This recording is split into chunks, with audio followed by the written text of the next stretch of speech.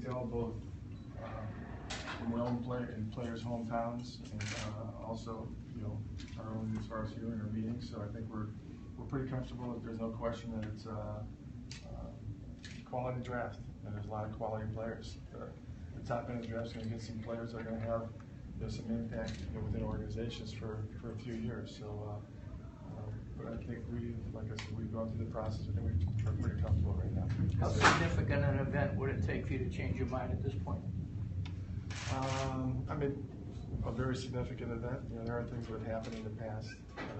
We'll continue to do research on things, but like I said, I feel right now we're pretty comfortable where we're at. How much, in your opinion, change?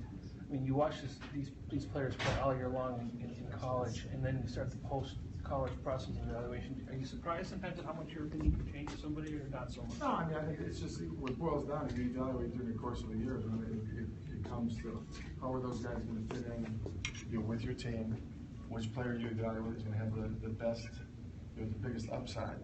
And the key factor again is when you meet players, and you have conversations, because many times, their personality will come out and how they all mingle with your players. And I always believe that it's very important to have a melting pot within your team. Everyone can't be the same personality, and so that's what you try to look for, and you try to find unique situations that fit those players, and then also how they are when you get them on the floor and you work with them, and you can see there's things that you can see when you put them through what you want to put them through, how they're going to react to situations more so than how they react in college. So I thought that was probably one of the most important things as far as the hands-on coaching them on the floor and seeing when you put them in situations what they can do. Is there any strategic reason you're not tipping your hand right now and saying who you're going to have with that number one pick? There's no reason to do it. I mean, there's a lot of things that can happen. I mean, heaven forbid, there's no reason. I mean, as I've always said, when it comes to trades, I'll never say never. I mean, well, Chamberlain got traded, Kareem got traded. Those are two of the best players in the world. And so something crazy can happen. So I think there's no reason to let it know until you really have to. With that in mind, do you think we'll be? What's that? Does he know whoever it is? No. So will you be taking Karl Anthony Towns? You're all speculating. Yeah. With all that in mind, will we be surprised, do you think, at what happens tomorrow night? Well, who'll be surprised? Us, fans, media, everybody. I don't know what your expectations are. So it can always change. Has it been a difficult decision to come to the guy you settled on? I mean, you said there's a lot of talent at the top of the draft, and you had a lot of I'll options. tell you what, I think it's nowadays, with Twitter and with everything we have out there, Hoop Site and everything else, rumors run rampant, and some are created by people within, some are created by people without, outside of the situation. So I think, based on all those type of things, when you go and evaluate, like I said, really is that, this has been a constant evaluation from last year, the first day of college practice. And what I do is almost every day, I know if I had to make a pick today, here's who I'm taking. And so I don't know if it's been that difficult, because we've gone through that process from the beginning to the to the end, not knowing what we're going to pick, to still knowing that who we felt was going to be where.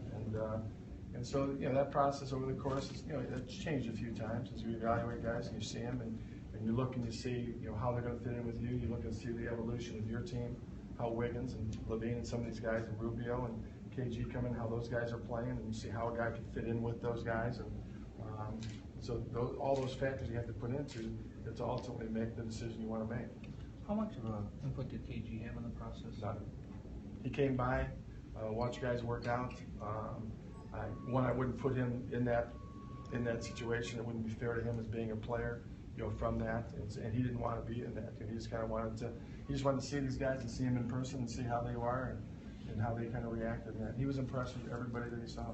In your discussions with some of these top prospects, what was their reaction just as to where the franchise is now? Well, I think they're all very much upbeat. I mean, you talk to whether it's those players or whether it's other people around the league.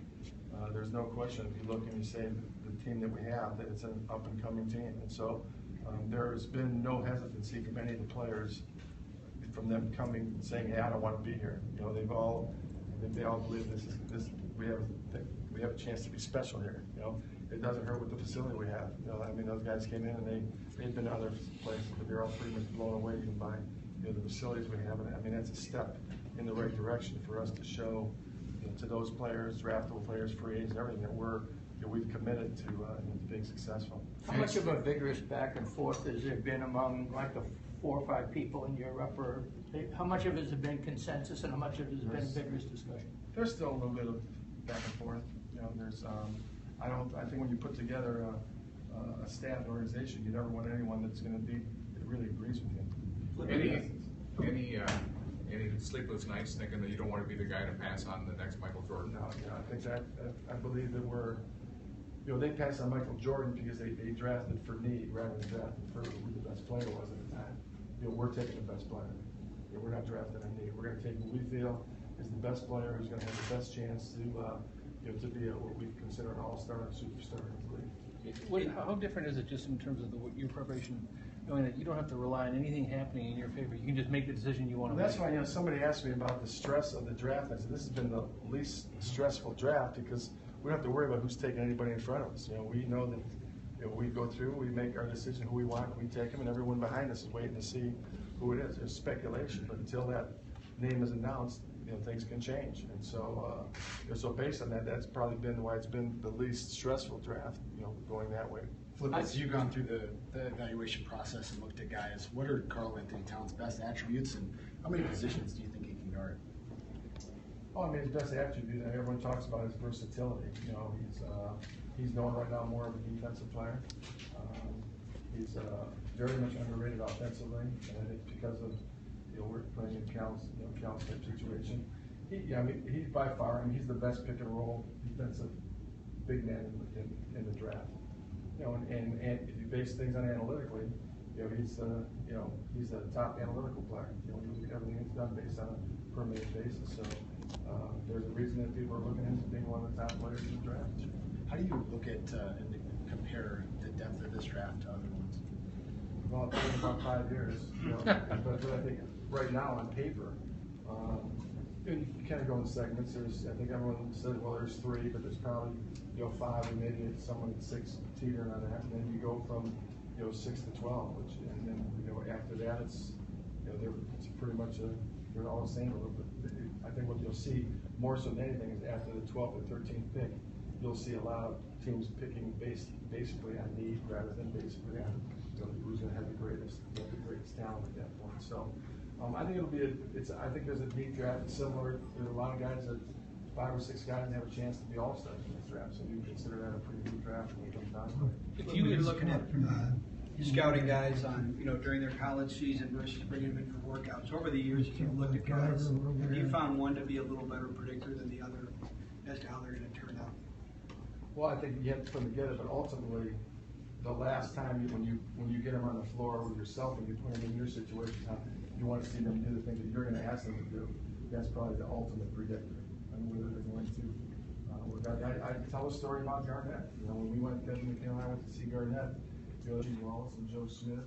We were going into the idea that there's a high school kid. We were telling we're going to take this high school kid. You know, just hoping that someone might take him and then go with the other 4 guys. And we were in there for 5 minutes. We turned to each other and said we would hope the kid's there at number 5. So it's as you get there and you see them go through workouts in person and in situation, NBA type situation, it becomes pretty easy usually as far as the direction you're going to go. And I think in our drafts, I mean, last year, you know, we knew where we were at. You know, I had Levine's name in my pocket for a week. You know, and that's the guy we wanted to pick. I wrote it on a slip of paper and had it on my desk. And so, and I think that the year before we had a guy that we wanted, we didn't get. We had to make some trades, you know, to readjust. But we had guys.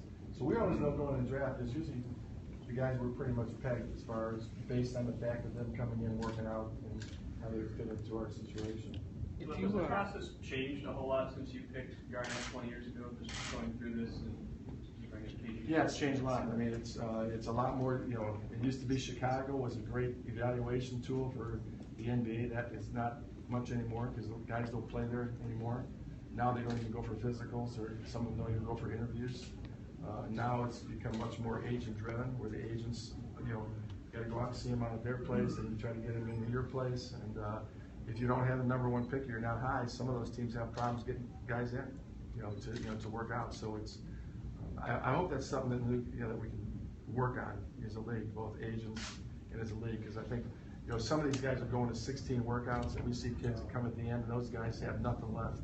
And it's not really fair to some of those kids to have 16 workouts. Sometimes they're doing 3 workouts in 3 days and flying all over the country. It's not a fair evaluator for teams that are bringing those guys in if you're the third team. And we've had guys that have come in that have been good players. We had one guy, and that's the worst workout I've seen in 5 years. And the kid was a pretty good player. If you hold on to that 31st pick in particular, do you think you can get somebody who can make your team, or would that be more of a looking forward type thing? I think it depends. It depends the direction it goes. If we have a sense of we think that we can bring somebody in as a free agent, to fill a role. If there's a few players there that we feel that can fit that roster spot, we'll go and take them. If not, there'll probably be some players either in Europe or want to go to Europe that we could probably put there. It would be pretty good players in a couple of years, and then you can revisit it. How much did who you already have on your roster factor into this decision? None. I just said before, we're not basing the decision at all on a need. We're basing on who the best player is. So who we have in the raw. Now, how they play with them, maybe. That's more what I meant. We'd be into it, from that. But we came to the conclusion that no matter who we took was going to be able to play with our current roster and the players that we had. Flip, with finally having the luxury, like you said, there's not stress. But did you learn anything? Was anything surprising having the #1 pick with how people treated you, or how people approached you, or anything around this whole process? I believe what happens is that when you set a tone on how you're going to operate, as an organization, I think most of the people around the league know that we're pretty straightforward. If you want, and we kind of give a pretty direct answer. So from that perspective, I think it made it pretty easy, dealing with the whole that whole situation. It also made it a little bit easier dealing with some of the agents. There's a lot of speculation that we wouldn't get this guy in or this guy in, and at no time did we feel that that we thought we could get in whoever we wanted to get in. Just a matter of who we wanted to look at, who we thought was worthy of at least looking at to see if. As I said when guys came in, I told each one of us, I want you to blow me away in everything you do, from the minute you walk in that gym and how you're on the floor and how you meet with us, how you are when we give you a psychological evaluation, how you are when you go out to dinner with whether it's me or some of the coaches or whatever. I want you to blow us away when we walk out of there and make it a tough decision for us to decide who's the best guy. Is either the second round or free agency, what do you need to do to address depth issues or whatever on this? Well, I think we're probably somehow going to look, see what we have in the backcourt type situation. I believe that up front we're pretty big. I think we're pretty well set, letting some of our young guys develop.